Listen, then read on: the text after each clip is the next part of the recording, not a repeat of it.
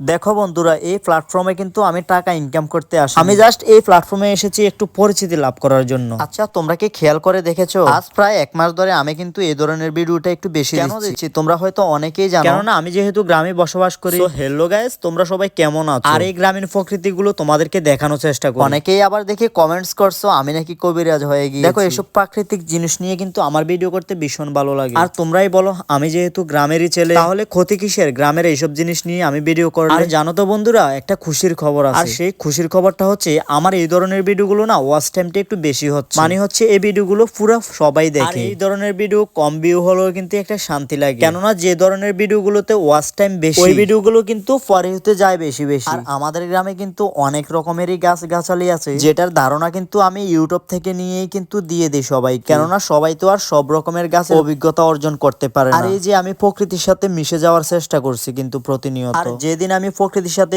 পুরো মিশে যেতে পারবো, সেদিনে কিন্তু আমি একটা সাকসেসফুল ম্যান হব। সেদিনে কিন্তু আমি একজন সাকসেসফুল ম্যান হিসেবে পরিচিতি লাভ করব। আর এই ভিডিওগুলো করার সময় যে ন্যাচারাল যে আমি অক্সিজেনটা পাচ্ছি, ওইটাও কিন্তু আমার জন্য বেশ ভালো হচ্ছে। শুধুমাত্র আমার জন্য নয়, প্রত্যেকটা মানুষের জন্যই কিন্তু ভালো হচ্ছে। যেমন ধরো, আমার ভিডিও দেখে একজন না একজন তো কেউ হেল্প পাচ্ছে, বিভিন্ন রকমের বনাজি সম্পর্কে কিন্তু অভিজ্ঞতা অর্জন করছে সবাই। আচ্ছা, আমার এই যে ইদানিং ভিডিওগুলো তোমাদের কাছে কেমন লাগে বলো তো বন্ধুরা? আমার ভিডিও যদি তোমাদের ভালো লেগে থাকে অবশ্যই একটা ফলো করে দেবে কিন্তু।